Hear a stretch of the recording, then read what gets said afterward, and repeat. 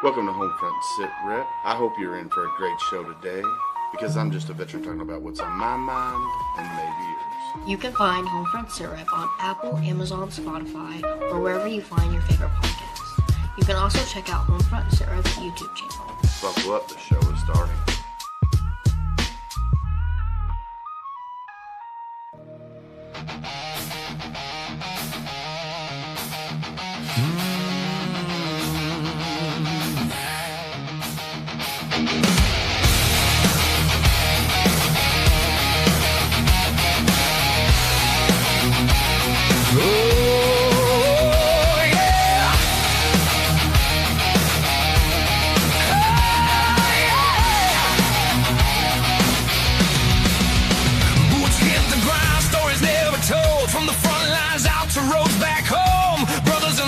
Still in the fight, different battlefield, same damn life.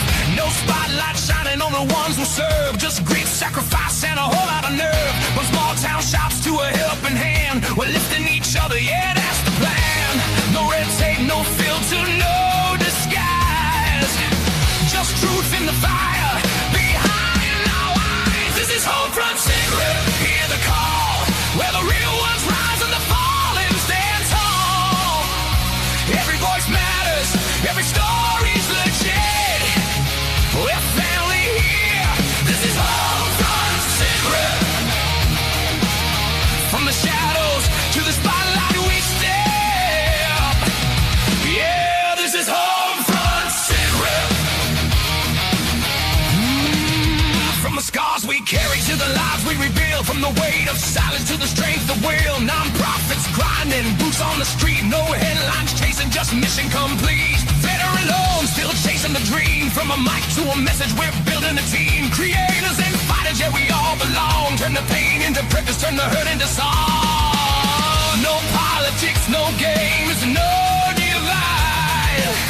Just warriors standing side by side. This is HomeFront SitRep, hear the call, where the real ones rise and the fallen stand tall.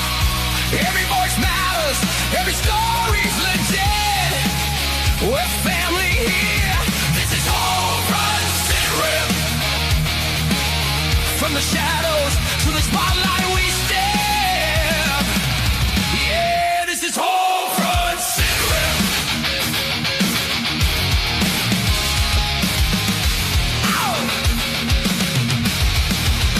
We don't forget, we don't walk away. We carry each other through every day. From combat boots to a boss to a seat, still standing tall, still hard to defeat. Real stories, real impact, real people. This ain't just a podcast. This is a movement. This is HomeFront SitRep, loud and clear, for the ones still fighting year after year. Every voice matters, every story's legit. We're family here, this is HomeFront SitRep. Yeah, we rise, we grind, no regrets. Welcome to HomeFront SitRep.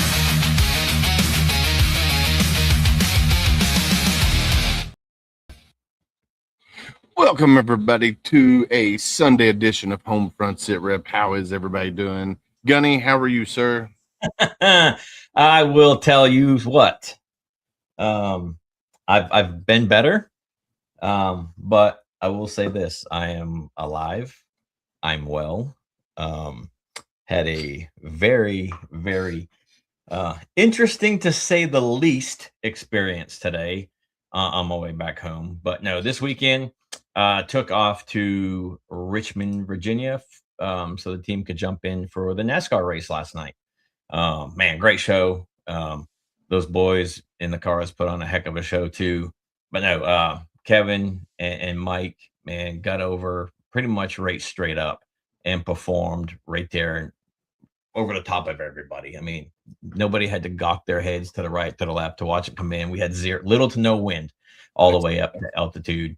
Landed right on the front stretch. Then they stretched out a huge American flag on one side, a huge honor and member flag on the other side, invocation, all that stuff. We get on the road, went home. I started my trek home. I ended up staying in Covington, Virginia last night, right on the border-ish of Virginia, West Virginia.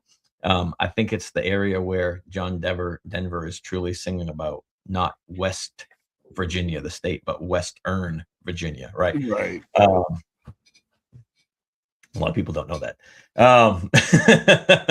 But then on the way home today, coming up 77/64, in between Beckley and Charleston, the mountain beside me, or the hill beside me, decided it wanted to give out and rushed across the road, picked up the car, had me going towards the barrier. I did what I do and put my foot down a little bit harder than I usually do, turned into it and got out of it on the other side.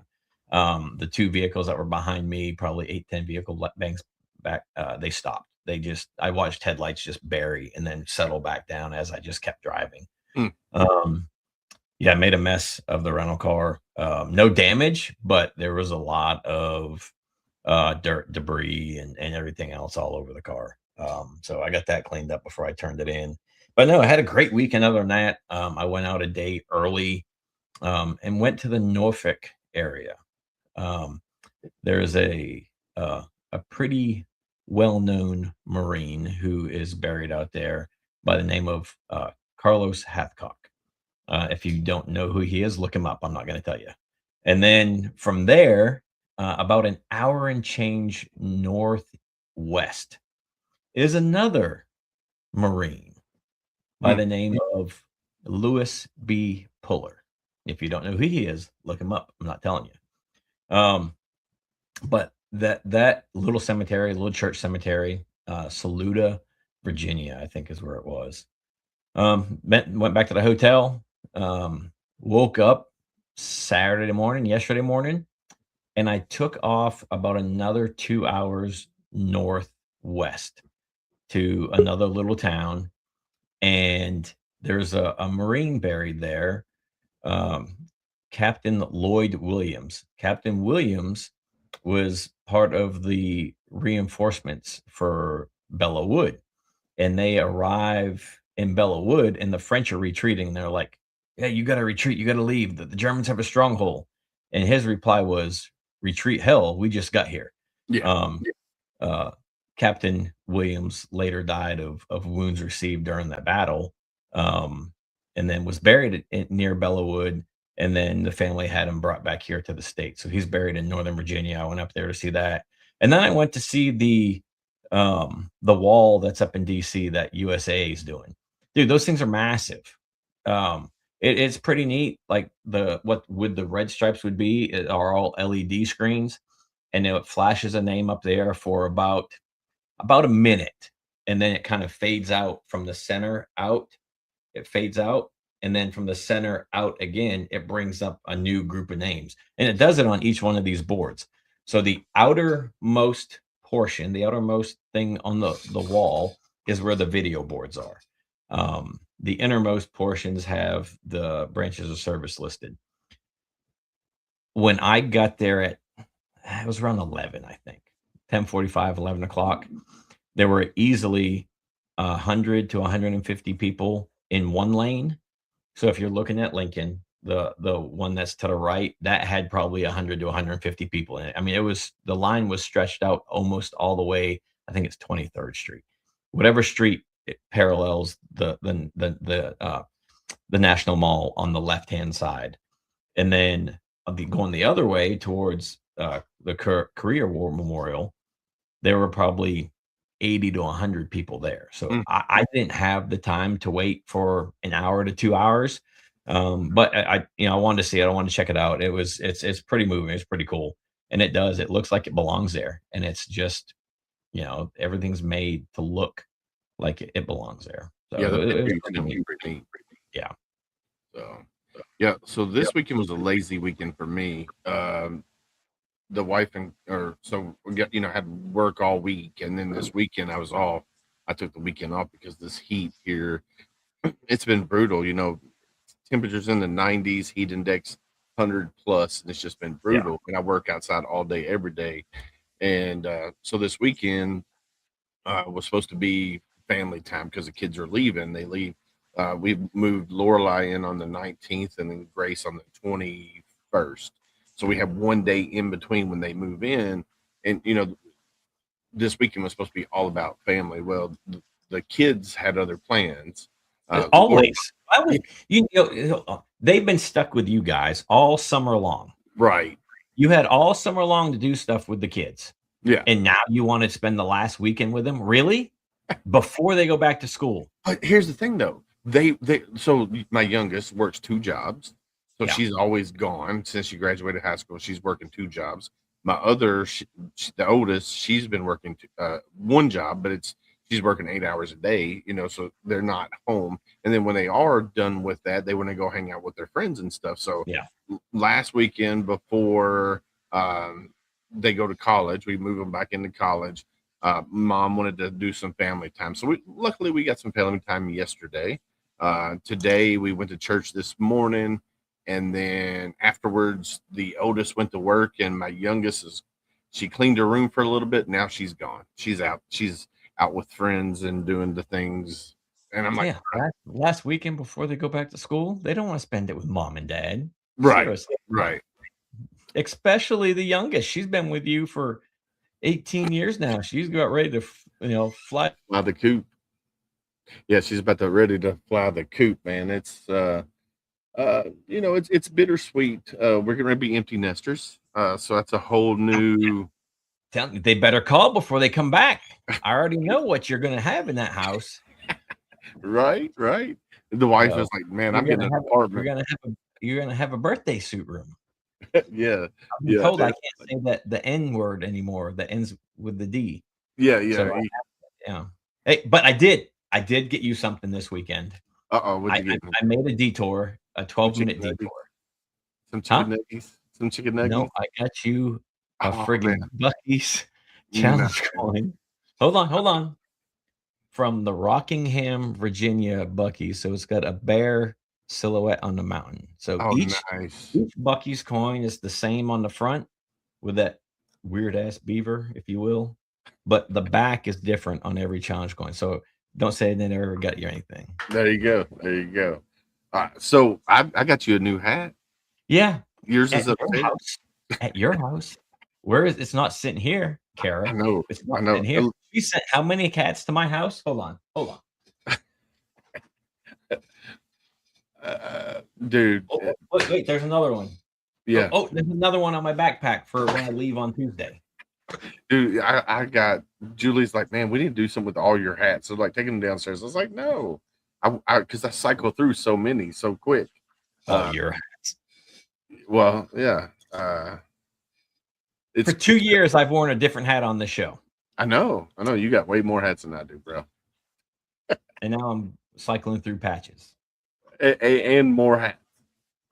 I got another freaking hat down to your house I have to freaking wear now. I know we need to get together and get that to you. Yeah, that's not happening anytime soon, dude. I jump on a plane 6 o'clock Tuesday morning and head to Maine. We have a show Friday, Saturday, Sunday at the Red, White, and Balloon Festival in Lewiston, Maine. So super excited about that. It's the first time the team's ever been to Maine to jump. So I'm excited to bring that to my friends and family that are in the area that have not been able to make it to one of our performances. And, they get to see 1 or 3, depending on what they want to do. But I already have fresh Maine lobster lined up for the boys when they get in. I'm picking them up on Thursday, steaming them, Miss Julie, and then I'm going to clean them and separate them for everybody. That way, when they get on Friday, we just have to nuke some butter and throw the lobster in the butter and let it warm up. So, I'm super excited to give them a taste of Maine. They're going to have some red hot dogs while they're there. Or snappers, we like to call them. They're going to have some whoopie pies, and I might even make them all drink a friggin' nasty ass Moxie. Yeah, there you go. So when we had Dr. Dice, our guest tonight, when we had him on before, I can't remember, were you on here or not? All right. I don't think so. No, it depends on what time of year you have him, man. If you have him in the fall, I'm not here. Yeah, no, I just couldn't remember when. No, I was not. So we had Dr. Dice on before. I'll give you a little brief introduction of who this guy is. We can't, hopefully people don't, confuse him for Triple H, because there's a little resemblance there. All right. So today's guest has spent his life running toward situations most people would run away from. He's been a firefighter, a paramedic, a United States Navy SEAL, and eventually he found himself fighting a battle that no amount of tactical training, physical strength, or determination could defeat on its own. Addiction. And a lot of veterans deal with addiction. He knows firsthand that being strong doesn't make someone immune to trauma, addiction, shame, or losing their sense of identity. After reaching his own breaking point, Tony entered recovery and began.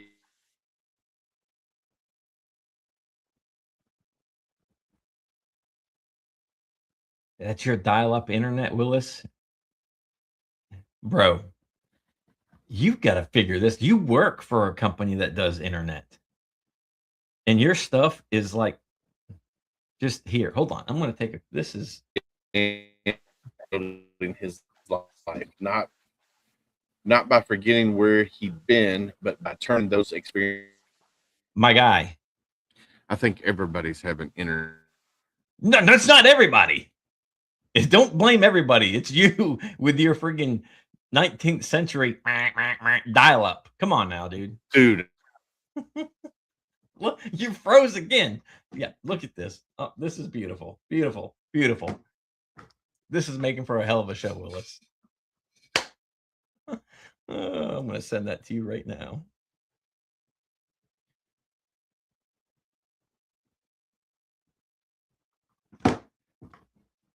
I'm going to bring Dr. Dyson and let him talk, since you can't figure out what's going on your end, because you're still froze. Oh my God, I'm rolling backstage right now. I'm rolling. He's still froze, right? So you and I can have a conversation. There we go. There we go. He becomes unfroze. He can figure it out. My heart goes out to you, because I was having the same issue right before all this, and I was literally grabbing a cord out of the garage and hardlining the sucker to the wall. So. I mean, he's got everything hardwired into his house. It's just they don't have fiber where he's at yet, so he's still running a little bit slower than everybody else. Still on AOL dial-up. Yeah, yep. Yeah. He's still on dial-up. Well, it's good to meet you, Samuel. I didn't catch you last time. Yes, sir. Yes, sir. I work with a professional skydive team, so the fall takes me away almost every single weekend for poor guy. I was just at NASCAR this past weekend. My heart goes out to you jumping out of planes. I'm not allowed to jump, so I've got some shrapnel in some pretty vital areas near the femoral. Okay. So I stay on the ground. I do all the ground safety, ground control. I do some of the sales and some PR for the team, but I still get to travel the world and be part of it. So it's really well, cool. That's good. Do what you can with what you got. That's what we do. That's it. That's what we do. That's right. We all have different challenges, and we all have different advantages. And it's what do you do with it? What are you going to do now? Sure. Yeah, for sure. Yeah. So I know you've been on the show once, and I know Willis had you on, and he was trying to give you an introduction before he had his issues. But if you would please introduce yourself again to the world of HomeFront SitRep, and to those who may not have caught you the first time. If everyone out there listening, if you heard me last time, well, it's good to be back. If this is your first time, my name is Dr. Dice. And as you heard introduction, I've done a few things: former paramedic, firefighter, Navy SEAL, fucking alcoholic, drug addict. I did spend my time, a lot of time. I could say I got a master's in blowing my life up, and I wrote a book about all that shit. And the book should be, instead of titled "After the Trident: A Navy SEAL's Battle with Secret Shame and Addiction," it should just say, "Here's a story of an asshole," for 3/4 of the book, who finally hit bottom and then found a way to earn his Trident. He finally figured shit out, got back on his feet, and he found the secret lies in service. How can you be of service to others? I was able to find my honor again, and the more hard-headed you are, the more self-reliant you are, the more just the more grit you have, all that shit can work against you. All of that can keep you from getting the help you need, And I'll probably echo this towards the end of our day, but I want to get it out there early. If you need help, I want you to kind of think of this differently. If someone were to ask me for help, believe me, it is an honor to be asked. There is no bigger honor I can get from a brother than having them choose me to ask for help. That is huge, and I hold it as such. And so this whole mindset of I don't want to bother people or just I shouldn't have to, but you are honoring someone when you reach out and you ask for help. So we're going to circle back to that, but I want to get that message out early, that there's a lot of people hurting out there and a lot of stuff up here stopping them from reaching out. And that's been my message. I kept myself sick for a long time, and it was ego, it was secrets, it was shame, it was all that stuff. And I will say the military didn't help. It didn't help. They really they put you through this thing called boot camp, which is pretty much a processing camp, or in a concentration camp where they teach you how it's not a peaceful process. It's like bullying school. Under threat of duress, I will fold my skivvy stack. It is just this intense introduction to a world. If you don't do it right, you're going to get your ass kicked. And when they get out of the military, you don't go to a deboot camping school. You were just back out in the real world. And all of that has to be unlearned and relearned again, how to function in the outside world. So it's good to be back. Today, some things I'd like to discuss and talk about. This notion called emotional compulsivity. And in a nutshell, that's addiction's one thing, but there's all kinds of addiction out there. There's like a work addict, an exercise fiend. There's success driven. There's obsessive compulsive. All of these, I think we can broaden the realm of addiction. And this term, emotional compulsivity, meaning that I will seek out outside means to control my emotional state. And it could be anything. Yeah. But doing it too much with the same thing and not finding some kind of balance usually ends up flipping the apple cart. So we want to talk about that today. I want to talk on 12-step recovery programs. For some, there's some stereotypes about them, but I want to talk about how freaking broad they are. And pretty much, people don't realize there's over 200 different 12-step fellowships out there. I want to touch on that because there's bound to be one that's right for you. I'd like to talk about my book, After the Trident, I just dropped, and about some of the crazy twisted shit I put in there. Believe me, I fought with my editors about shit. They're like, you can't put that in there. I'm like, dude, I gotta. It's the truth. You can't. You're going to go to jail. They're going to sue you. You can't, And I was like, just get it out. I had to sign a bunch of shit to get it released. I want to talk about just what life's been like since the last time I've been on. There's been a lot of big life events, and I've surprised the way in which I navigated them. And on top of all that, Sam, I want to get to know you a little better and see if we jive. It looks like it's just you and me doing it today. Yeah. So David said he's going to be resetting his modem. I don't know how long that's going to take him to do that. He may even just get on his phone and do it from his phone, but he says he's almost back. Okay, we shall see there, Mr. Willis. We shall see. But yeah, no. So I don't know if Willis told you before. Willis and I met at boot camp. So we met on the Yellow Footprints at Parris Island back in 1997. After boot camp, we go home for 10 days of leave because our boot camp is 13 weeks.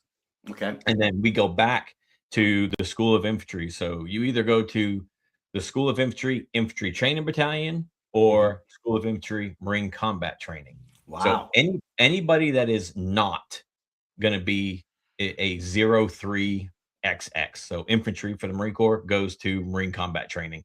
From there, they go on to their follow-on school. So for anybody that's infantry, they go to the School of Infantry, and then from the School of Infantry directly to their unit. But we were at School of Infantry together, and then we ended up being in the same unit in the same company. We ended up 2 different platoons, but we saw each other on a regular basis. Served with each other for the first 3-ish years of our career.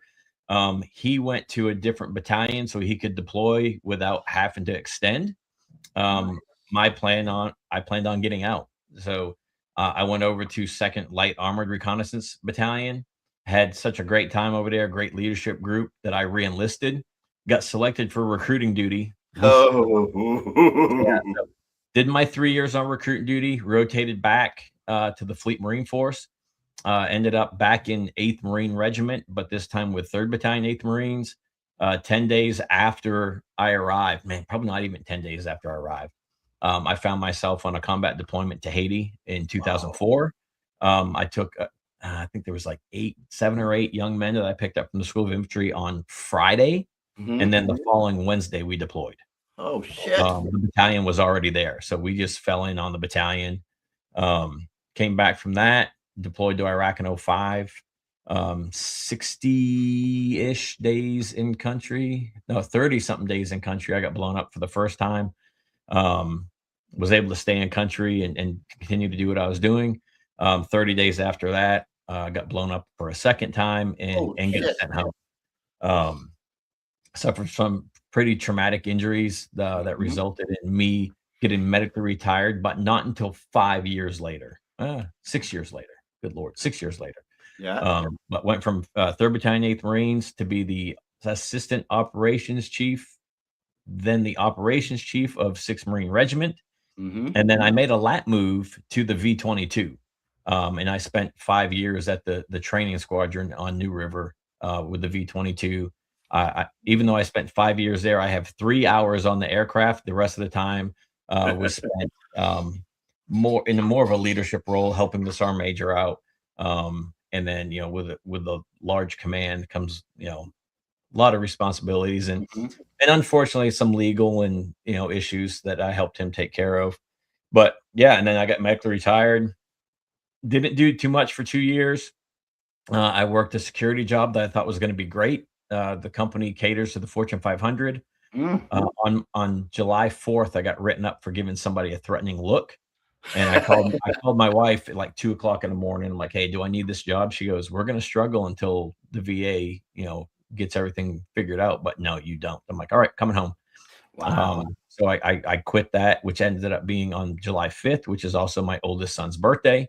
Came home, and then I really did nothing for 2 years. Sat at home, did nothing. Got involved with some nonprofit stuff, and then found the skydive team in 2014, and I've been doing it ever since. So nice. Yeah, I'm in my 13th season right now. Matter of fact, I think next week or the week after, I'll hit my 13th year on the team, rolling into my 14th season. So yes, it's been great since. Every jump that we do, we honor a fallen service member or a fallen first responder. We use the DoD, fallen heroes website to pick who we honor, and we try to get it, to the day of the person. Like we're going to Maine next week. I picked 3 guys from Maine to honor while we're there. So, Nice. but yeah, so that's basically me. And then, Willis needed a co-host, and he had me come on a couple of times. I was on as a guest like yourself, just talking about my life events, my struggles, and overcoming adversity. And then he's like, hey, I need a host tonight. Can you come on? I'm like, yeah. So I'd co-host, just sit here like this and ask a question every now and then. Oh my God. And then now I'm, probably 2 years into it now as his co-host. When I can, fall's getting ready to start. I'm out of pocket all next weekend. The weekend after that, I'm home. But then every week from I guess the first week of September all the way through probably mid-November, I'm gone already. I've already got everything booked out. And then we'll slow down a little bit end of November into December. And then we have about a month and a half, 2 months off, January, February, and we start the rotation back up again next year. Nice. Well, damn, Sam. Thank you for your service and sacrifice, man. Fucking honorable. Much respect. Much respect. Yeah, you as well. Thanks. Yes. Oh, man. Gosh. So, we have some similarities, and we also have some places where we veer off considerably. Oldest of 8 brothers and sisters. Just a quick recap, catch you up. Oldest of 8 brothers and sisters, homeschooled in the mountains of Northern California. Population, 89. This little town called Horse Creek. When I turned 16, there was like one girl within 100 miles who wasn't related to me, and I was like, she didn't like me, so I said I'm out of there, and I ran away from home. I got into a junior college. I discovered an EMT class that was appealing to me because with that certification, I realized I could save someone's life, and I found that instantly appealing to me.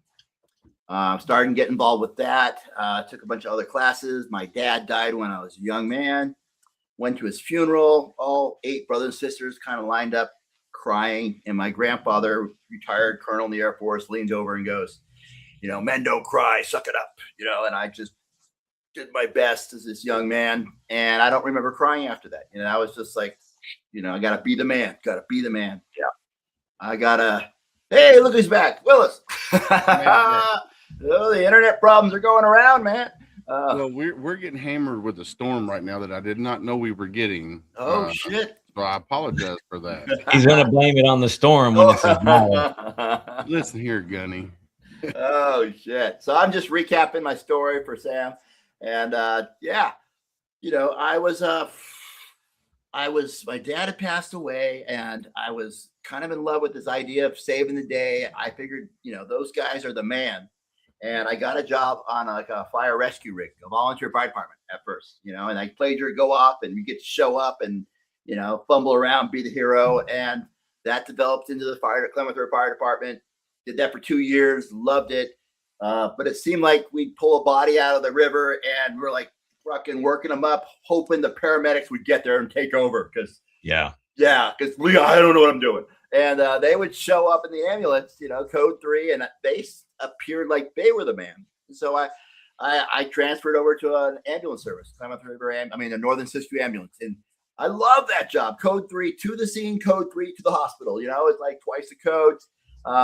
They seemed like, you're laying in the bunkhouse waiting for someone to have the worst day of their life, and they're going to call me. Boom. Get to activate. Good guys. Great. But we go on calls where, you have to wait at the curb at a domestic dispute until law enforcement shows up, secure the scene. Yeah. And so here comes these guys, faster cars, armed, kicking in doors, busting skulls. They were the man. And so I started taking like night classes, and I was getting ready to transfer to a sheriff's office.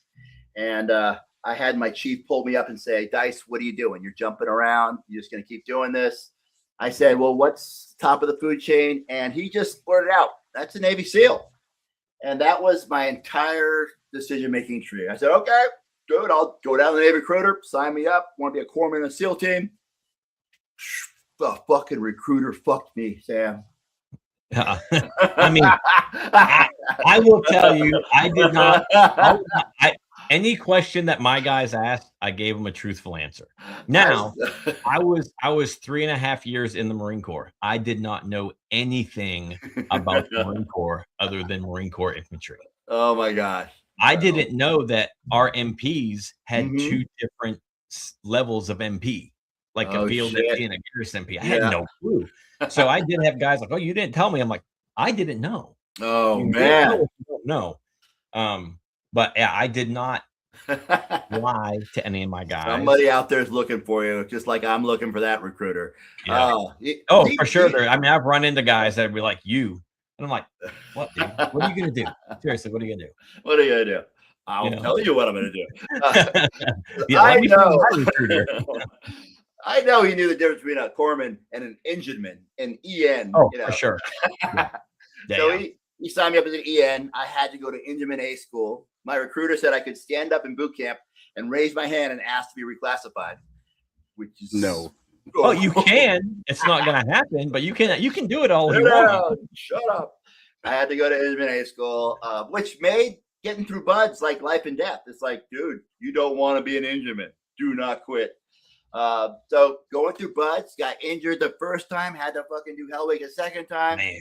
Made it through. And listen, I don't know about your service, But when I joined the Navy, it felt like my drinking kind of turned pro. Like I thought I knew how to drink, but these guys, it was an honor. It was honorable to drink, and I took that to heart. I was like, hell yeah. And I bought in, and there was another level to it that I loved. The utility that the service taught me about drinking. If my buddy's having a bad day, his girl left him, his dog died, he wrecked his bike. I knew how to sit down with him with a bottle, and I now knew what to do to get him through it. Yep. He's having an awesome day. I get through it. He's just, he's depressed. I can help you. I kept a flask in my first aid kit because it was like a solution to the emotional ailment. It was the utility. It was like the Swiss Army knife of emotions. And I now knew how to handle this particular section of my life. Anything someone's going through, me and a bottle of Jack could fucking figure it out. Yes. And that to me was exciting. I mean, I always had flasks on me. I love the paraphernalia of drinking. I love throwing down the guys. I love like the what do they call them? The monster mashes, where it's a bunch of obstacle courses, but some of them have like tequila shots and some of them have hot sauce. Yeah, that stuff. Oh, I just loved the way alcohol was intertwined in the service. Yes.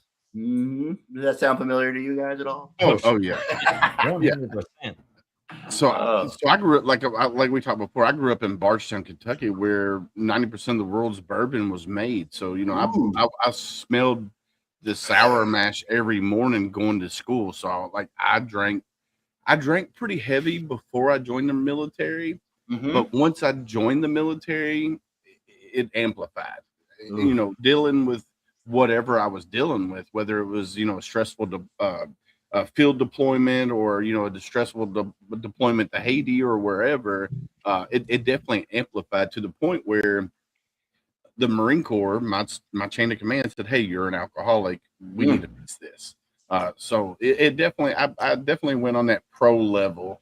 Definitely. Nice. Sure. Well, I mean, and when you go in a UDP to Japan, right? You go and see the sights, you get scuba qualified, you become a gym rat, or you just spend all your money at the bowling alley and the bar. Yeah. That's the 4 things you get to do, right? The 4 options. And that's because you can't leave the island, mm-hmm. So yeah, a lot of us spend a lot of time at the bowling alley. There we go. Yeah. So there was, over on TikTok, we got a comment said that they didn't drink when they were in the service. So that's I applaud them for that. Yeah. Hey, as I've been working for the last almost 15 years now, working with veterans, and as they go through and navigating substance abuse and treatment centers, and they actually have a red button they push when they get a team guy in there, and I run out there and try to make them feel special and tell them how fucked up he is. But anyways, these guys I'm working with, I get to see how the years go by. I can see the military's response to their drinking, and it has been changing over the years. It used to be, boom, DUI, you're gone, or it used to be alcoholic incident, you're gone. And I'm seeing more and more a clear-cut path back. I'm seeing them they'll put effort into salvaging the sailor. They'll put effort into getting you back on the line. They'll give you a chance, they'll still not deal with a problem if it develops further. But I'm also seeing a shift in people not drinking for performance reasons. Yeah. Yes, they're fully choosing not to drink because they know they're a better soldier without it. And that's happened in the past 3 to 5 years. Yes, with that, because when they switched everything from strength and conditioning to sports performance, when that whole shift happened, and especially in elite teams, it became, because you have some people embedded that are helping you train and understand your macros and all that stuff, and good cholesterols, bad cholesterols, good fats, bad fats. That whole change, that whole shift, it went 180, and people just stopped because they know that, especially on the beer side, it's not good for your performance, right? No. The some of the harder alcohols doesn't have the hops and the stuff in it that is bad for you. even though it's still bad for you for reaction time. But it doesn't have some of those things that weigh on your gut, right? Right. Like the beers and the ales and whatever. Absolutely. Yeah. It's affecting your sleep score. It's really and really technically no amount of alcohol is good for you if you're out there for 100% performance. And so we're seeing a lot of these high performers lock in and obsessive compulsive about that. Their physical fitness, their macros, getting their diet dialed in, their sleep score is up through the roof, and that becomes their obsession. Yeah. Your money's going into nutrition. You're neglecting the family from the workouts, and that becomes the addiction. And the trouble becomes, how do you handle that? Well, you got to stop working out. Yeah, it's a whole different animal dealing with different forms of addiction that often reward the person who's suffering from it. Right. Yeah. So I would want to get into that. I want to talk more about that. But before I get there, the teams for me back then, let me set the stage. This is pre 9/11 SEAL teams. It's a lot. Looks like you're just sharpening your knife forever, hoping something happens. It is a lot of, sometimes you get spun up and nothing happens. And there's rumors of something on the horizon. Nothing ever materializes, leaving lots of room for mischief. Lots of room. If you don't give me a mission, I'm going to make one up and you probably won't like it. And we'll probably almost get in a lot of trouble. I was the guy who would pull up a manhole and we'd go explore the sewer system. Or you ever been to a concert and you see the guy climbing the rafters? That was probably me cutting open chem lights and throwing them on the crowd. Yeah. So I was probably a nightmare for the officers in charge, but fun to hang around. I had a lot of close calls, never got written up for drinking excessively. I definitely got a lot of guys like, Joyce, maybe you shouldn't come in today. You look pretty rough, or, people covering for me. But that was just further evidence that I didn't have a problem. Nothing was put on paper. Yeah. Yeah. Towards the end, after my first deployment, I was beginning to party a little bit more. Like the ecstasy days were coming into fashion. And I felt like I could get that out of my system fast enough. I wouldn't get in trouble, but close calls were still getting closer. There became, I was dabbling in coke. I know a lot of other guys back that era were, and it's funny. In my mind back then, well, I don't want a DUI. I better do some coke. That's my thinking to get me home. That was the smart, wise choice back then. But again, the military doesn't like coke either, so these are also things that I had to deal with. So my re-enlistment's coming up, and this is the part that I didn't really fully grasp until I had to reflect on it later. Me being a Navy SEAL was the hardest thing I'd ever done. It was the most fucking awesome brotherhood you could be a part of. No offense to you guys, but for me, it was amazing. The toys, the camaraderie, I mean, everything. It was a life's goal and fulfillment. And I had to make a decision that I could either drink how I wanted to drink and get out, to continue drinking how I want to drink, or I could drink how I wanted to drink and stay in and risk getting in trouble. Those were the two decisions I had to choose from. There was no third where I changed my drinking. That was just either get out or get in. And what was the smarter move? Yeah. And I legitimately thought, okay, listen, the smarter move here is clearly to get out so I don't get in trouble, because I felt like I was a time bomb. I felt like, at any minute, it's just going to go sideways, too many close calls, spider sense tingling. Dude, I got to make a wise choice here. In reflecting back, dude, I freely gave away the hardest thing I had ever achieved so that I could drink how I wanted to drink. I mean, it was an exchange of goods that I didn't really grasp that I was doing. I get out, and lo and behold, 9/11 kicks off. And I'm like, what the, and at this time, let me just also say, when someone who loves America and loves freedom steps the lines, puts their name on, signs their name to the line, says, I take the oath. I don't know if they realize it, but they give up most of their freedoms in defense of freedom. You know, Yeah. that is the cost of freedom, is a bunch of badasses have to give up their freedoms to maintain it. Yep. And you don't even realize how much it is until you get out. And guess Yep. what? In one day, you get all those freedoms back. And it is a tidal wave of like, I could do whatever the Not fuck I want. everybody. Not everybody. Oh, okay. Because if you retire, Uh-huh. you can be recalled back in and be court-martialed again. You know, like, Oh, so court-martialed in general, yeah. retirees still have to be careful about what we do, what we say. wow. Is it going to happen? Probably not.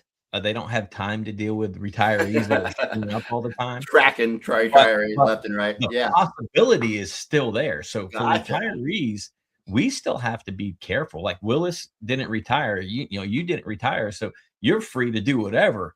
But me having that retired on the end, I gotta watch out. I mean, Oh, yeah. I don't friggin' walk on eggshells like I did. I don't have a sergeant major breathing down my back or a colonel breathing down my back.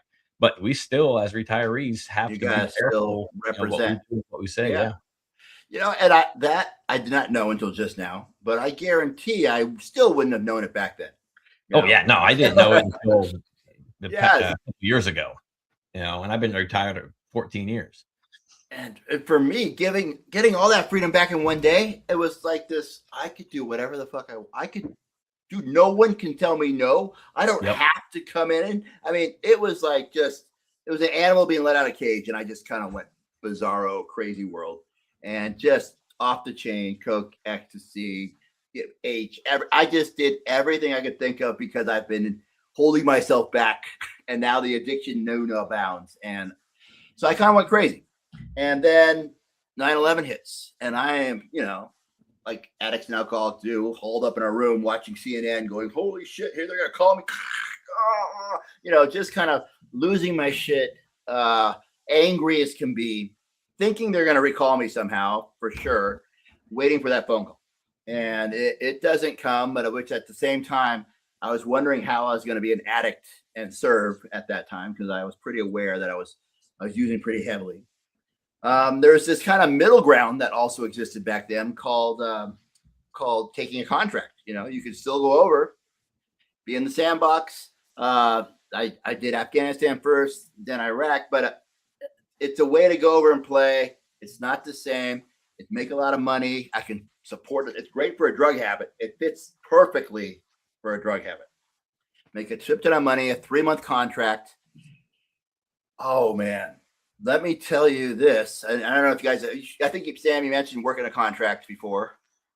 For me, it was a darker feeling. It was, I'm not doing this in defense of my country.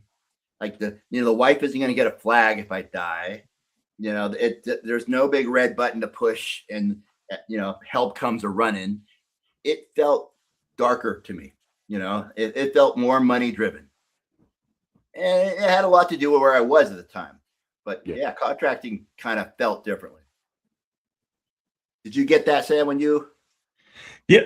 So I had a lot of my buddies that contract, and we worked with contractors and that were prior service members. And they're like, it's not, like you said, it's not the same, right? The brotherhood's not there. The camaraderie's not there. It's all about that bottom line of how much money am I making before I go home? Yeah. And if I go back home before this date, does it get taxed? Does it not get taxed? So it's all of those things are being talked about, not the mission that they're over there doing. We had Blackwater guys embedded with us near Abu Ghraib prison. Yeah. And that was it. Or it was, hey, help me study with this in this book. And I'm looking at the dude. I'm like, what are you studying? He goes, Arabic. If I can get Arabic, that's an extra $200 a month for me. Yeah. So he was learning to read and write Arabic on his own with the children's books, right? That have the dotted lines that show you how to make the symbols. Letters. Wow. Yeah. It was, all about the dollars and cents, and you're not spending it out there as fast because it's just kind of clinking into your bank account, and you will roll back into the States with $90K. Well, let's fucking go, and it was a very almost self-destructive time for me. I would come back and I'd party so hard that my health points would go do like blinking red, claw myself into the taking of the contract, and they send me back over and eat, sleep, and lift, and kind of build up my life force again, and just go on this little cycle. And it also kind of, I began to like, I come back in the States, and it's going back and forth so often. Like, I hated red lights. I come at a red light, I hate stopping. I felt like the guy next to me gonna detonate. I would be so tense that I had to have a couple of beers in me just so I could drive somewhere. I needed to level out so I could function in the stateside. This went back and forth, and you guys know what I'm talking about. Like, the treatment for how I felt was to go back overseas. Yeah. So I was stuck in that little vicious cycle for quite a while. Addiction for me escalates. You just give me more money, that's just more gas on the fire. Spending more, doing more. I kind of went into a crystal meth phase. Man, I was losing tons of weight, not taking care of myself. I weighed 130 pounds. I'm normally 220, so it was 130 pounds. And the guy turned me down for a contract. Like, Dice was like, "Shit, get your act together." That was close to the enemy hitting bottom. It was. My ego's already bruised. You fucking poke me in the chest, say something's wrong with you, I'm gonna fuck you. I'm gonna fuck everybody. I'm gonna go out and drink and use. The bottom for me, guys, it had a lot. At the time I was married and had a kid. And remember the H1N1, the swine flu pandemic? Yeah. And I know I covered that last time, but fuck, this is for me the fucking where my spirit broke. The daycare called, and I was on a 3-day bender, and I always let it go to voicemail. When I checked the messages, they said your wife's out of the area, that you need to come get them. There's been an exposure to one of the technicians. Please come get your son. I listened to the message, and then you're pretty twacked out of the head, spun after being up 3 days, and you're like, "Whoa, my son's in trouble. I gotta get there. Okay, let me just finish up.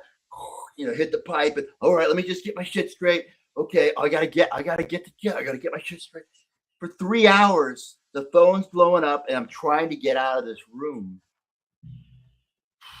I mean, it got to a point where I am literally crying, tears, realizing I can't get out of this room. And I remember turning my phone off and pushing it under the bed because I knew I couldn't get out of that room. And it was like my whole life I've been training to be a hero. My son needs me, and now I'm a fucking slave to this shit. It was like fucking someone snapped my spirit. I stopped looking in the mirror. Fuck this guy. Fuck all this, and my drinking and using just turned into this like a passive suicide. Like, you look at the bottle and it's 3/4 full. You shouldn't, but fuck it, you down it. I don't even care, kind of shit. That cycle landed me in a treatment center. A state licensed mental health treatment center. It was the Farley Center in Williamsburg. Shout out to the Farley Center. I always got to give them props because fucking right time, right place, right therapist. There was this trifecta of shit.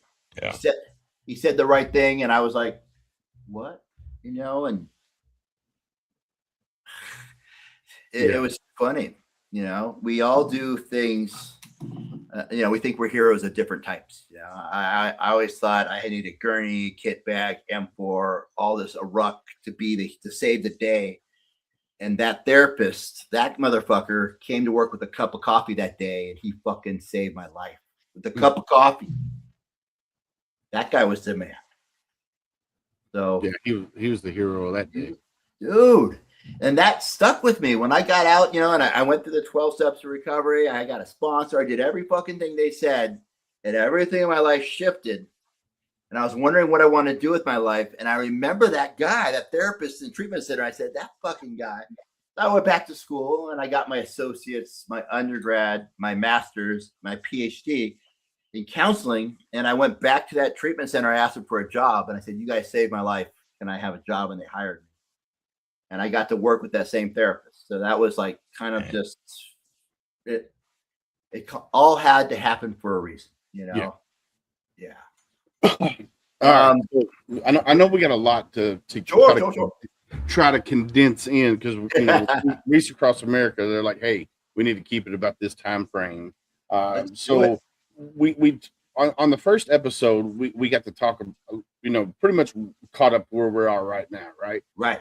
So if they want to go back and look at the first episode, they go back look at that episode. So you developed what you call the holistic change model. Yes. So let's talk about that real quick and kind of keep it like short, short, but not too. There you go, man. I got you. All right. Holistic change model. When I was in my PhD program, I was wondering how the hell did the 12 steps do this to me? I also recognized a lot of the shit that we're learning in therapy, I had already done in the 12 steps. And to break it down for you, the first 3 steps is the exact same as stages of change. It's something that therapists use to communicate where an addict alcoholic is in their recovery. Steps 4 and 5 is narrative therapy, a therapeutic principle, a way in which therapists interact with their presence that has, tons of success and is used across the country. Steps 6, 7, 8, and 9 are all CBT, cognitive behavioral therapy, and it works. It's a proven technique that therapists employ. And then 10, 11, 12 is existential therapy. Those 4 modalities used in that order, it was like, whoa, this is what 12-step recovery does. You know who doesn't know what I just told you? Therapists don't know that their patients who are in 12-step recovery are going through this pattern. The holistic change model is a model that other therapists can use to help their patients navigate the 12 steps. Boom.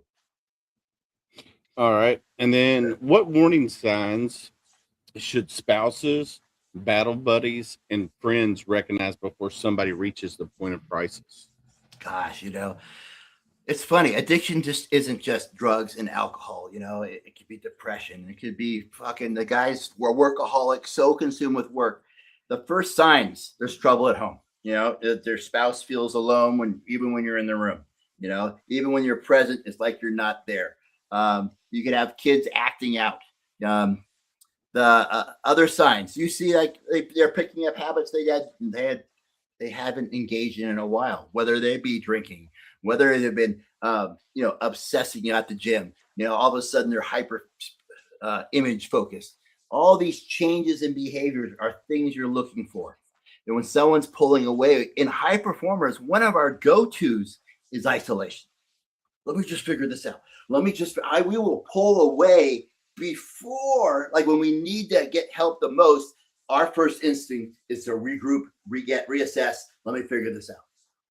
Someone who's more distant than they used to be, an old friend who used to be chatty, is no longer communicating with you. These are warning signs that something's up. Awesome. Now, tell us about after the Trident. Why did you decide that now was the time to tell your whole story? I know, man. I have a lot of friends say, why did you do this, man? This is like, in recovery circles, this is known as your 4-step. It's listing the good, the bad, and the ugly, everything about you, getting it out so it's no longer a secret. I have found that when I have shared my story with people, believe it or not, my honesty allows them to recognize things about themselves that they thought they were all alone in. When I put this out there, this is not a shoot 'em up Navy SEAL book. This is not an action-packed, look at me, I'm a badass book. This is like all the shit I was ashamed of, going all the way back to my childhood where the programming started. This is where my concept of how I process, how making myself feel differently from the outside began to take hold. All the sneaky shit I was getting away with all the way up and how all that followed me into adulthood.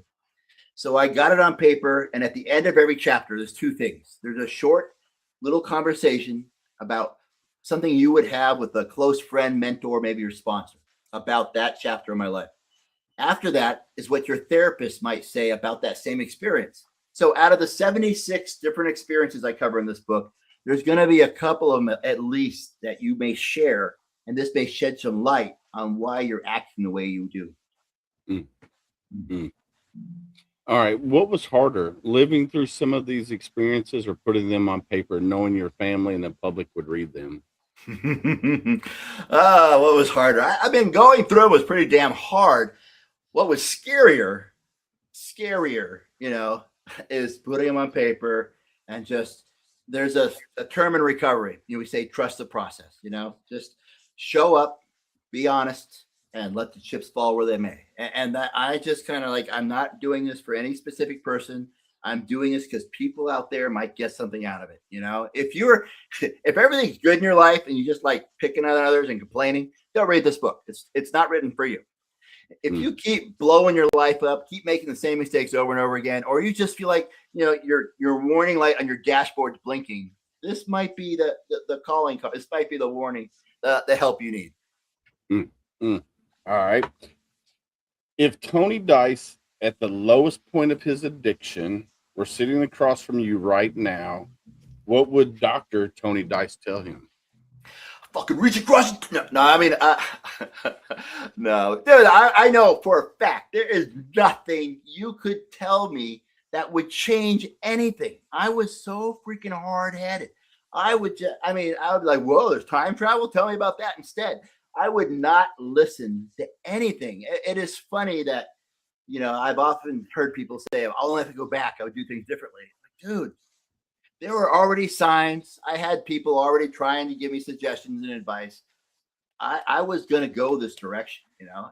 And there's the prologue to that is that, listen, if my journey, the way it happened, as shitty as it was, as fucking horrific as it was, resulted in me ending here, I would absolutely do it again. I am grateful for my journey, the good shit and the bad shit, because it led me here. I am a grateful alcoholic. You know, that's how I see it. So I have to be grateful for the good and the bad if I'm grateful for where it led me. Yeah. I think Gunny and I, we've talked about that too. Like I asked him the same question. What would you change about the way you did your military service? And what did you say, Gunny? Absolutely nothing. Yeah, absolutely. It got me to where everything I did got me to the point that I'm at today. Amen. Good, bad, ugly, and different. Everything I did got me to this spot. Absolutely, man. If I change one thing, one thing, I don't have my wife. I don't have my kids. I don't, you know, maybe I don't get blown up, but I don't have my wife and kids.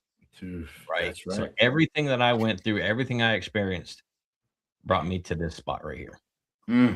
Yeah. Unfortunately, I got to share a friggin' video screen with Willis a couple times a week. Oh, the sacrifice continues. Hey, right? But you know what though? Sharing the screen with me twice a week is not that bad. Well, it is when you have friggin' dial-up internet, Willis. Come on. All right, so I'm gonna say I saved this question for last because I think this is a good one, and then we got rapid fire too that we're gonna do as well. Tony, somewhere tonight there's a veteran, cop, firefighter, or first responder sitting alone thinking, everybody thinks I'm strong, but I'm falling apart. What do you want that person to hear? Yeah, I'm going to say this, Willis, and Sam and I already talked about this earlier. You weren't here. I want him to hear this, man. Listen, I know you're hurting. I know things aren't going the way you thought. I know you thought you could figure this out, but I want you to know that when you tap me on the shoulder and you are asking me for help, you are bestowing upon me one of the greatest honors of my life. You know, there's no greater honor to me than being chosen to be asked to help you. You know, so understand this. It's not a burden. It's not, you know, a disrespect. It's not a slight on you. I am honored that you would choose me to be the person that you're going to say, hey, give me a hand. You have to ask, though. You know, I can throw the life preserver to you it could land right fucking in front of you, but you got to put your arm in it. You got to participate in your own rescue. You have to say, it's as simple as, hey, I'm not okay. Those words are so fucking hard for us to say, but that is the code word, man. That's the magic sauce right there. You got to let me know I'm not okay, man. Yeah, those are hard words to say, is that I'm not okay. I mean, with me and my wife, so my first wife, you know, that situation was like 3 months in bloom, you know, but this, my wife that I'm married to now, I wanted to protect her from the shit that was going on in my brain. So I didn't tell her the stuff that was going on in my brain for a really, really long time. And then I had kids, and I was like, oh, I don't want to bring up any of this. So I try to hide all of that stuff. So it's hard. It's hard to say, hey, I'm not okay. It's and still to this day, I still don't ask for help very often. It's very rarely that I'll ask for help. And a lot of that stems from my childhood, which we all here, we didn't have great childhood. Our childhood was not great. So I grew up at a very early age and had to do things for myself. And we talk about breaking generational curses, right? Like I broke my generational curses because my mom, she worked 2 jobs. My dad was never there. Well, my kids, they don't have to worry about that because I'm here, my wife's here, but we created another set of problems. So it's one of those things. It's like, all right, so they don't have to deal with, divorced parents, and they don't have to deal with, getting beat like I did or anything of that nature. But yet now they're more on the entitled side where they think, oh, well, I need this. So it's just like, it's one of those, it's kind of a double-edged sword, but it is what it is. It's a balance, man. Yeah, it is definitely a fine balance. Yeah. So before we move into rapid fire, where can people find your book? All right, Amazon. Amazon's got everything, man. You go on Amazon, Dr. Dice, boom. You can go to Dr. Dice Books, and they'll give you some previews, some cool imagery, and some more links. But drdicebooks.com, Amazon.com, or go on any social media anywhere and go Dr. Dice, and boom, this fucking ugly face will pop up. Is it on audio? Let me tell you something, guys. I haven't shared this with anybody yet. All right. I just finished the recording of the audiobook. Read it myself. Dude, my hat's off to anyone who's done that. It's fucking hard reading all those words in a row, pronunciating everything clearly. It was hard. And trying to keep the energy up, and trying to go, whoa, whoa, whoa, whoa, whoa. It was hard. But no one else knows this. There are 2 bonus chapters hidden in the audiobook only that are not in the hard copy. So, boom, you heard it here first. Awesome. Yeah. All right, so we're ready for some rapid fire questions. There's 8 of them. All right, you ready for these? All right, I'm gonna put you full screen. Okay. All right. Oh, it's too all right, much. here we go. Field teams or firehouse, which had better trash talk? SEAL teams. Awesome. All right, one thing civilians get completely wrong about Navy SEALs. Everything. The movies ruined it. The books ruined it. We're just fucking people who are. You mean the Charlie Sheen Navy SEAL movie's not accurate? Not accurate at all, man, dude. All right. Next question: coffee or energy drinks? Coffee. Awesome. Yep. All right. Most important characteristic in a good therapist? Ooh. Gosh. Okay. Characteristics in a good therapist. I'm partial. I love therapists who have had fucked up lives. So I think having a fucked up past. I love a good therapist with a good story. Awesome. One word that describes addiction. More than you realize. It is everywhere. It is fucking everywhere. Awesome. One word that describes recovery. Gosh, one word. I would put emotional compulsivity. I mean, it's about you understanding there's a problem. All right. Who is your battle buddy today? My battle buddy today is my sponsor, man. Hats off, Palmer. Thank you, sir. Heck yeah. All right. And then finish this sentence. Recovery gave me everything. Without this, there is no that. I mean, without this, there's no kids. There's no freaking religion. There's no going to get milk. I mean, everything good in my life, I owe to taking those first steps. Everything. That's awesome, brother. Appreciate you doing that rapid fire with us, man. Sure, man. Woo. All right. So everybody can get your book on drdice.com or drdicebooks.com or go to Google. Yep. Go to Google and search Dr. Tony Dice and get his book and get it. and read it. Read it. Hey, read it. If you get something out of it, leave a review. Reviews are so important. And then fucking give it to someone else. Don't put it up on your freaking bookshelf gathering dust. Yeah, recycle that shit behind your fucking back, Willis. Don't be so selfish.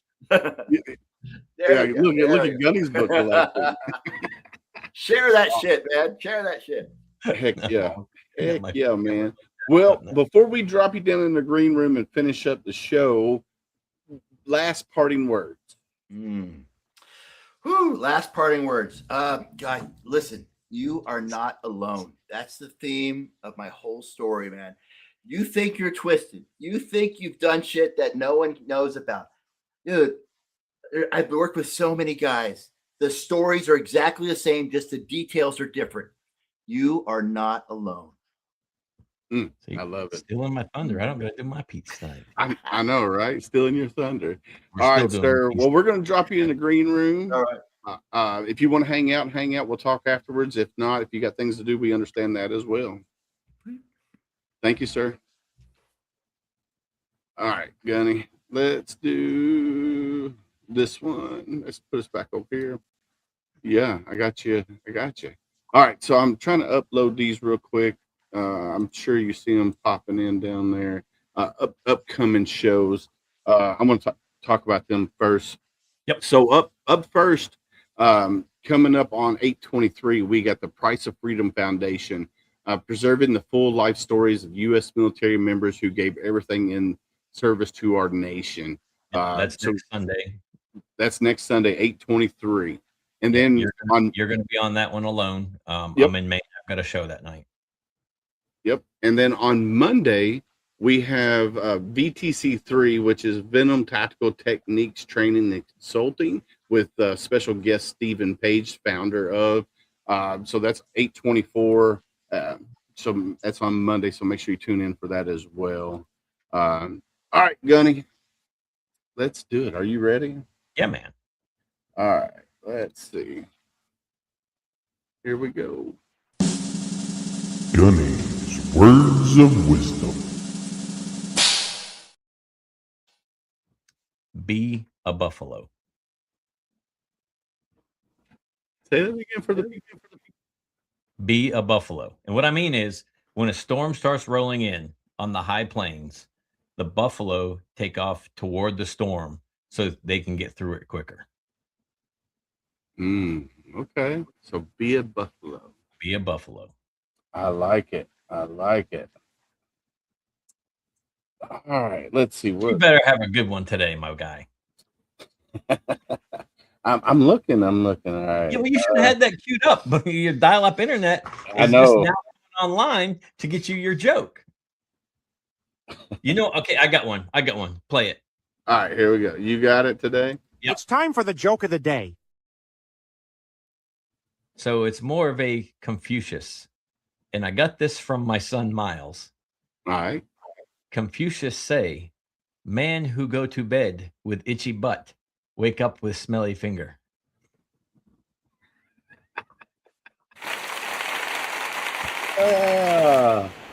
Here we go. We'll do this one. The mind of a 16-year-old. Oh, hell. All right, Gunny, time to wrap it down. Let's go.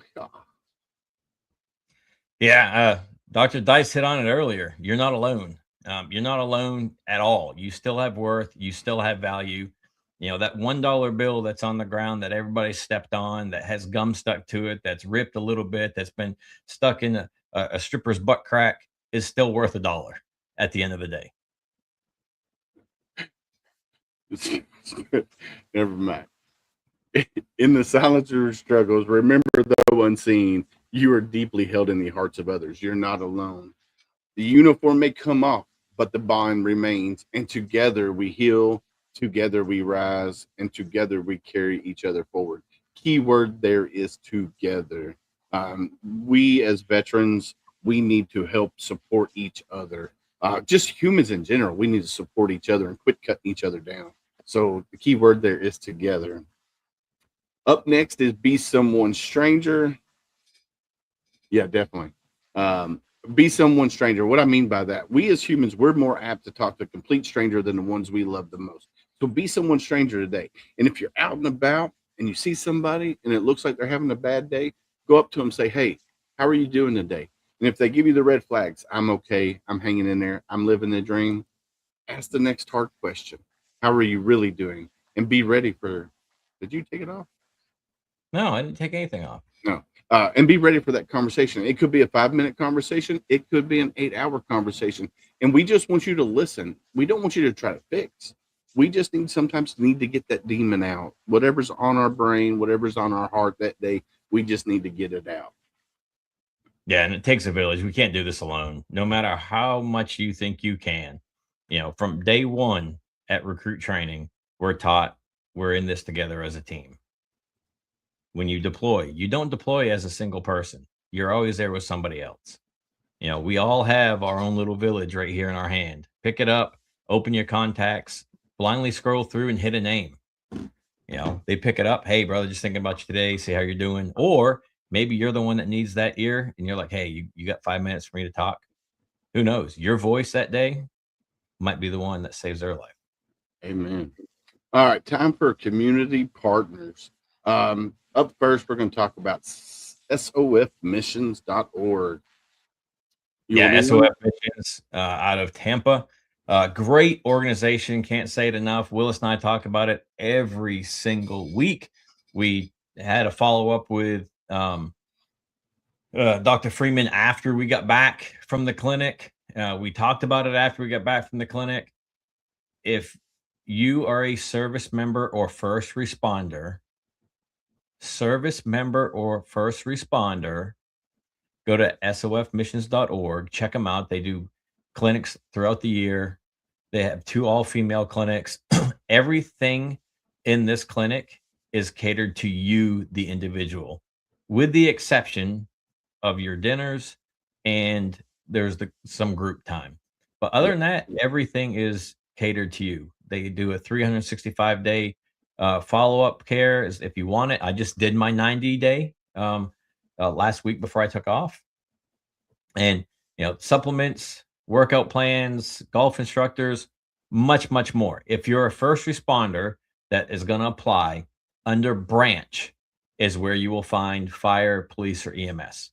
It's at the very bottom. So application under branch, fire, police, EMS at the very bottom underneath the Army, Marine Corps, Navy, Air Force, Space Force, Coast Guard.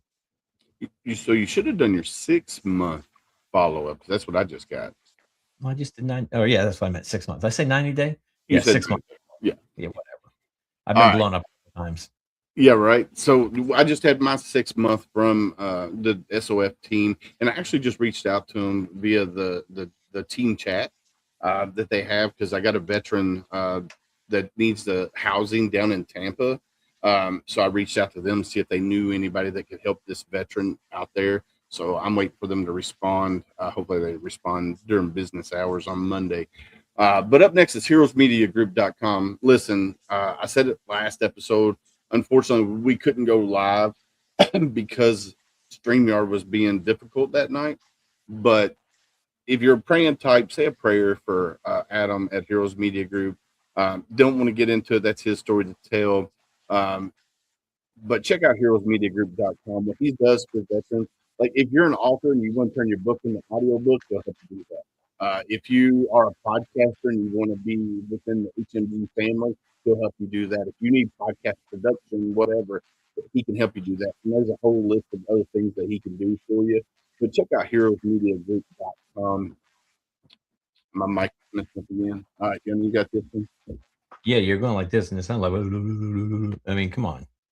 Yeah, so Reach Across America.org. We've been partners with Reach Across America for going on, 2.5 years now, 3 years.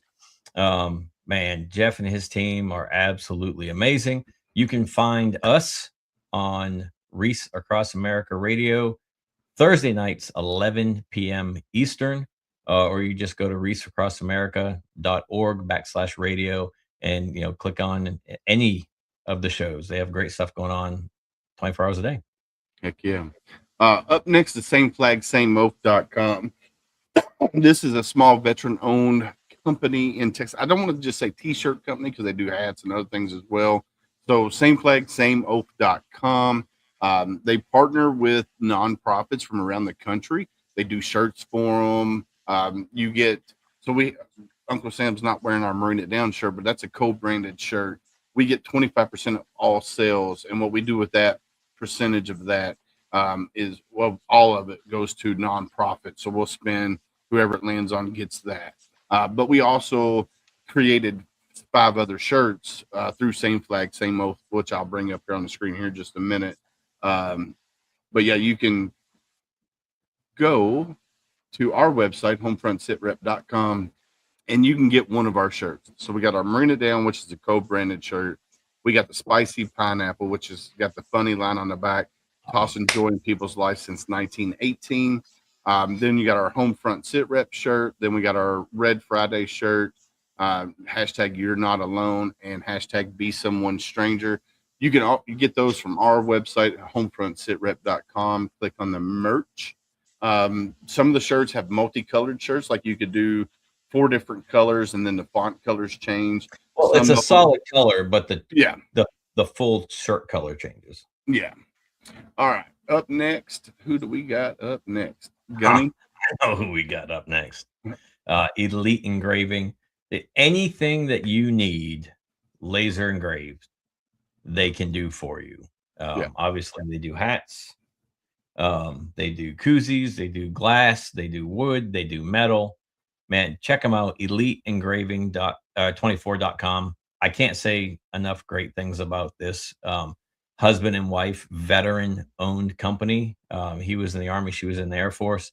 But yeah, EliteEngraving24.com. They'll take care of all your needs. I'm going to throw this commercial up real quick for them. Army grit and Air Force pride, crafted with precision every time. From hats to awards, your brand will shine. Elite Engraving, one of a kind. Elite Engraving, made with pride. Veteran we're on your side. Custom gifts and branding done right. Elite Engraving, precision in every line. I like that commercial. See, I'm surprised you haven't put the video in here yet to start off that one. Which you talking about? Yeah, that video. Yeah. Up next is ValorCoinsAndPins.com. This is Brent and Brian Casey, the grandsons of Herschel Woody Williams, Medal of Honor recipient from World War II. Also the founder of the Woody Williams Foundation, which puts Gold Stars monuments up across the country to recognize and honor Gold Star families. But Brent and Brian Casey, they created Valor Coins and Pins. They do challenge coins, they do pins, they do patches, they do a little bit of everything, and then a percentage of each sale. Now they don't have individual coins for sale. You have to buy like each order. Each bulk order. You got to order 100, a minimum of 100 coins, I believe. But 10, I forget what percentage, but goes to the Woody Williams Foundation. Do they do another foundation too, or just Woody Williams? They just do Woody's. So yeah, check out ValorCoinsAndPins.com. Yeah, RDC Shoes. Darren Davis, Marine Corps veteran, former law enforcement officer. Him and his wife started this shoe company, probably 8-10 years ago. Right now they have the Glory, which is a red and white shoe, and then like the top where your foot goes in is blue, along with the tongue, and that on the back of it has a Folds of Honor logo, and a portion of the proceeds from the sales of that go to support Folds of Honor in their scholarship program. And then they have the Patriot, which is the blue stars in the field, or the blue field with the stars. I'm tired, bro. And then the red and white tongue. A portion of the proceeds from that go to the Woody Williams Foundation and the Medal of Honor Society. And each shoe that you order, each pair of shoes that you order, comes with a 8.5 by 11 hero card of a Medal of Honor recipient. Yeah, I love my Patriots. They're so dang comfortable. I was wearing them today to church, and I had 4 guys stop me and say, "Hey, where'd you get your shoes?" I was like, rdcshoes.com. So go check out rdcshoes.com.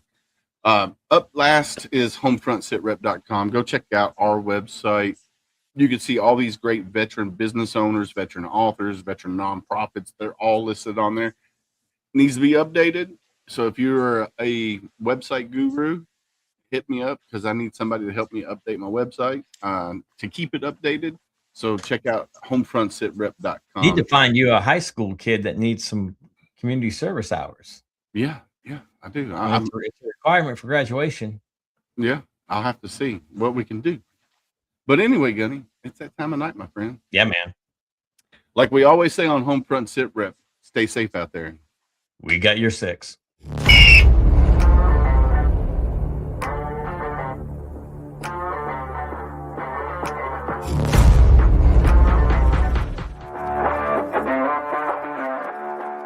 Thanks for listening. Hope you enjoyed the show. Suggestions and comments are always welcome. Cannot wait to have another great show with y'all. Don't forget you can find HomeFront SitRep on Apple, Amazon, Spotify, or wherever you get your favorite podcasts. Stay safe out there. I got your 6.